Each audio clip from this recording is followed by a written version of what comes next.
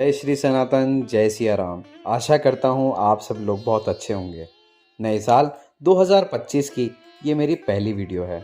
मैं आप सभी का फिर से एक बार अपने चैनल पर स्वागत करता हूँ और आप सभी को धन्यवाद करना चाहता हूँ, क्योंकि पिछली वीडियोस में मुझे आप लोगों का काफ़ी अच्छा सपोर्ट और रिस्पॉन्स मिला है और आपके इसी रिस्पॉन्स और सपोर्ट से मुझे आगे वीडियो बनाने के लिए प्रेरणा मिलती है। उसके लिए आप सभी का एक बार फिर से धन्यवाद। दोस्तों, आज हम आए हैं मचगर गांव में, जो कि स्थित है फरीदाबाद में। यहाँ हनुमान जी की 25 फीट की मूर्ति है, जो कि बहुत ही विशाल और सुंदर है। ये मंदिर मचगर गांव मेन रोड पर है, जो कि 20 साल से भी ज़्यादा पुराना मंदिर है। जैसा कि आप जानते हैं कि पिछली वीडियो में हनुमान जी ने सीता जी से मिलकर उनकी चूड़ामणि निशानी के तौर पर श्री राम जी के पास लेकर आए। आइए आगे जानते हैं श्री सुंदरकांड के अगले हिंदी भाग के बारे में। जय सिया राम। भगवान कहने लगे, हे हनुमान सुन, तेरे समान मेरा उपकारी देवता, मनुष्य अथवा मुनि कोई भी शरीरधारी नहीं है। मैं तेरा बदले में उपकार तो क्या करूं, मेरा मन भी तेरे समान नहीं हो सकता। हे पुत्र सुन, मैंने मन में खूब विचार करके देख लिया है कि मैं तुझसे उऋण नहीं हो सकता। देवताओं के रक्षक प्रभु बार बार हनुमान जी को देख रहे हैं। नेत्रों में प्रेमाश्रुओं का जल भरा है और शरीर अत्यंत पुलकित है। प्रभु के वचन सुनकर और उनके प्रसन्न मुख तथा पुलकित अंगों को देखकर हनुमान जी हर्षित हो गए और प्रेम में विकल होकर हे भगवान मेरी रक्षा करो, रक्षा करो कहते हुए श्री राम जी के चरणों पर गिर पड़े। प्रभु उनको बार बार उठाना चाहते हैं, परंतु प्रेम में डूबे हुए हनुमान जी को चरणों से उठना सुहाता ही नहीं। प्रभु का कर कमल हनुमान जी के सिर पर है। उस स्थिति का स्मरण करके शिव जी प्रेम मगन हो गए। फिर मन को सावधान करके शंकर जी अत्यंत सुंदर कथा कहने लगे। हनुमान जी को उठाकर प्रभु ने हृदय से लगाया और हाथ पकड़कर अत्यंत निकट बैठा लिया। हे हनुमान, बताओ, रावण के द्वारा सुरक्षित लंका और उसके बड़े बांके किले को तुमने किस तरीके से जलाया? हनुमान जी ने प्रभु को प्रसन्न जाना और वे अभिमान रहित वचन बोले। बंदर का बस यही एक बड़ा पुरुषार्थ है कि वह एक डाल से दूसरी डाल पर चला जाता है। मैंने जो समुद्र लांघकर सोने का नगर जलाया और राक्षस गण को मारकर अशोक वन को उजाड़ डाला, यह सब तो हे श्री रघुनाथ जी आपका ही प्रताप है। हे नाथ, मेरी इसमें कोई भी प्रभुता नहीं है, मेरी इसमें कोई भी बड़ाई नहीं है। हे प्रभु, जिस पर आप प्रसन्न हो उसके लिए कुछ भी कठिन नहीं है। हे नाथ, मुझे अत्यंत सुख देने वाली अपनी निश्चल भक्ति प्रदान कीजिए। हनुमान जी की अत्यंत सरल वाणी सुनकर हे भवानी, तब श्री रामचंद्र जी ने एव मस्तु कहा। हे उमा, जिसने श्री राम जी का स्वभाव जान लिया उसे भजन छोड़कर दूसरी बात ही नहीं सुहाती। यह स्वामी सेवक का संवाद जिसके हृदय में आ गया वही श्री राम जी के चरणों की भक्ति पा गया। प्रभु के वचन सुनकर वानरगण कहने लगे, कृपालु आनंद कंद श्री रामचंद्र जी की जय हो, जय हो, जय हो। तब श्री रामचंद्र जी ने कपिराज सुग्रीव को बुलाया और कहा, चलने की तैयारी करो। अब विलंब किस कारण किया जाए, वानरों को तुरंत आज्ञा दो। भगवान की यह लीला रावण वध की तैयारी देखकर बहुत से फूल बरसाकर और हर्षित होकर देवता आकाश से अपने अपने लोक को चले। वानर राज सुग्रीव ने शीघ्र ही वानरों को बुलाया। सेनापतियों के समूह आ गए। वानर भालुओं के झुंड अनेक रंगों के हैं और उनमें अतुलनीय बल है। प्रभु के चरण कमलों में सिर नवाते हैं। महान बलवान रीछ और वानर गरज रहे हैं। श्री राम जी ने वानरों की सेना की तरफ देखा, तब कमल नेत्रों से कृपा पूर्वक उनकी ओर दृष्टि डाली। राम कृपा का बल पाकर श्रेष्ठ वानर मानो पंख वाले बड़े पर्वत हो गए। तब श्री राम जी ने हर्षित होकर प्रस्थान किया। अनेक सुंदर और शुभ शकुन होने लगे। प्रभु का प्रस्थान जानकी जी ने भी जान लिया। उनके बाएं अंग फड़क फड़क कर मानो यही कह रहे हैं कि श्री राम आ रहे हैं। जानकी जी को जो जो शकुन होते थे वही वही रावण के लिए अपशकुन हुए। सेना चली, उसका वर्णन कौन कर सकता है। असंख्य वानर और भालू गर्जना कर रहे हैं। नख ही जिनके शस्त्र हैं, वे इच्छा अनुसार चलने वाले रीछ वानर पर्वतों और वृक्षों को धारण किए हुए कोई आकाश मार्ग से और कोई पृथ्वी पर चले जा रहे हैं। वे सिंह के समान गर्जना कर रहे हैं। उनके चलने से और गरजने से दिशाओं के हाथी विचलित होकर चिंगाड़ रहे हैं। दिशाओं के हाथी चिंगाड़ने लगे, पृथ्वी डोलने लगी, पर्वत चंचल हो गए और समुद्र खलबला उठे।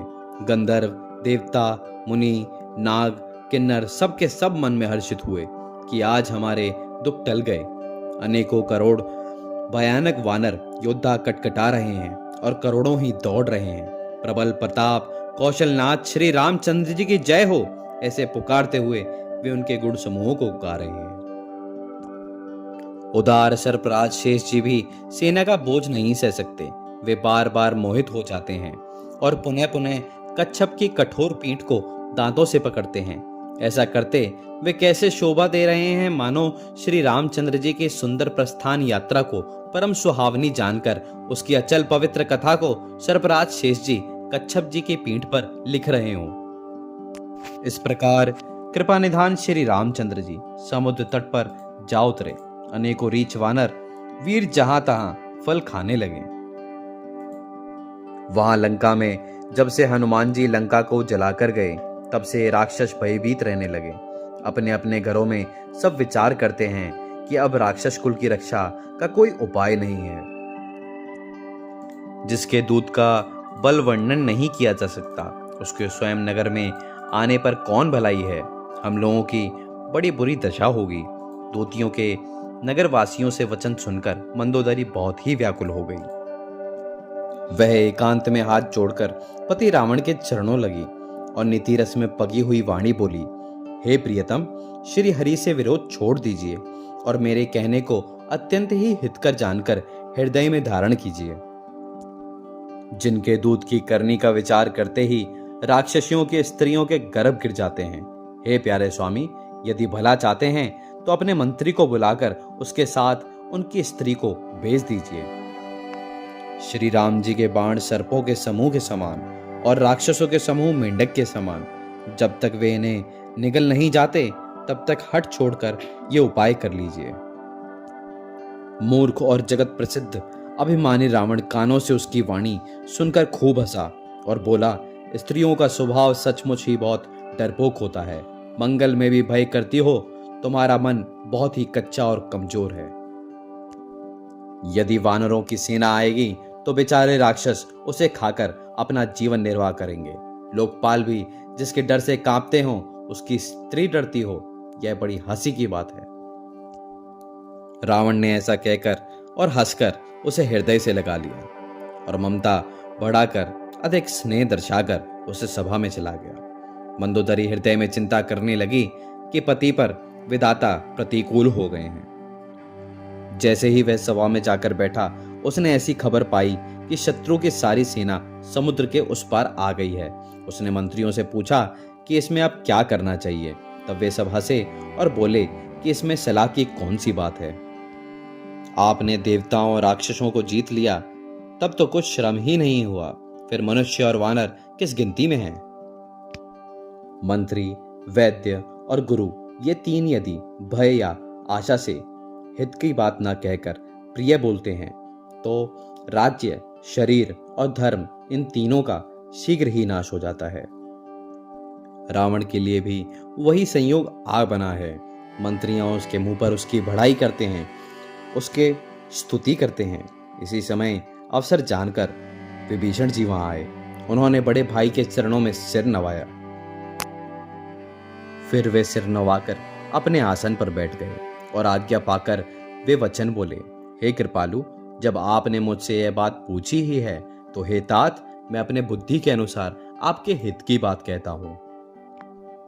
जो मनुष्य अपना कल्याण, सुंदर यश, सुबुद्धि, शुभ गति और नाना प्रकार के सुख चाहता हो, वह हे स्वामी पर स्त्री के ललाट को चौथ के चंद्रमा की तरह त्याग दे।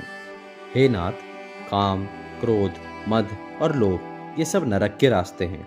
इन सब को छोड़कर श्री रामचंद्र जी को भजिए, जिन्हें संत पुरुष भजते हैं। हे तात, राम मनुष्यों के राजा नहीं हैं, वे समस्त लोगों के स्वामी और काल के भी काल हैं। वे संपूर्ण ऐश्वर्य, यश, श्री, धर्म, वैराग्य एवं ज्ञान के भंडार हैं। वे भगवान हैं, वे निरामय हैं, वे विकार रहित हैं, अजन्मा, व्यापक, अजय, अनादि और अनंत ब्रह्म हैं। उन कृपा के समुद्र भगवान ने पृथ्वी, ब्राह्मण, गौ और देवताओं का हित करने के लिए ही मनुष्य रूप धारण किया है। हे भाई सुनिए, वे सेवकों को आनंद देने वाले, दुष्टों का समूह का नाश करने वाले और वेद तथा धर्म की रक्षा करने वाले हैं। वैर त्याग कर उन्हें मस्तक नवाइए। वे श्री रघुनाथ जी शरणागत का दुख का नाश करने वाले हैं। हे नाथ, उन प्रभु सर्वेश्वर को जानकी जी दे दीजिए और बिना ही कारण स्नेह करने वाले श्री राम जी को भजिए। जिसे संपूर्ण जगत से द्रोह करने का पाप लगा है, शरण जाने पर प्रभु उसका भी त्याग नहीं करते हैं। जिनका नाम तीनों तापों का नाश करने वाला है, वे ही प्रभु भगवान मनुष्य रूप में प्रकट हुए हैं। हे रावण, हृदय में ही समझ लीजिए।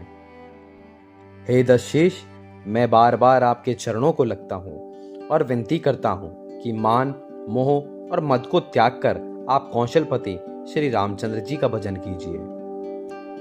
माल्यवान नाम का एक बहुत ही बुद्धिमान मंत्री था। उसने विभीषण के वचन सुनकर बहुत ही सुख माना और कहा, हे तात, आपके छोटे भाई नीति विभूषण हैं। विभीषण जो कुछ कह रहे हैं उसे हृदय में धारण कर लीजिए। रावण ने कहा, ये दोनों मूर्ख शत्रु की महिमा का बखान कर रहे हैं। यहाँ कोई है जो इन्हें दूर कर दे? तब माल्यवान तो घर लौट गया और विभीषण हाथ जोड़कर फिर कहने लगे, आपके हृदय में उल्टी बुद्धि आ बसी है। इसी से आप हित को अहित और शत्रु को मित्र मान रहे हैं। जो राक्षस कुल के लिए काल रात्रि के समान है, उन सीता पर आपकी बड़ी प्रीति है। हे तात, मैं चरण पकड़कर आपसे विनती करता हूँ कि आप मुझ बालक के आग्रह को स्नेह पूर्वक स्वीकार कीजिए और श्री राम जी को सीता जी दे दीजिए, जिसमें आपका अहित ना हो। इसी के साथ मैं आपसे विदा लेता हूँ। मिलते हैं हम अपनी अगली वीडियो में। और मैं आपसे एक रिक्वेस्ट करना और चाहूँगा कि कमेंट सेक्शन में आप कमेंट करके बताइए मुझे कि आप और कौन से नए टॉपिक्स पे वीडियो देखना चाहते हैं। तब तक के लिए जय श्री राम, जय सनातन।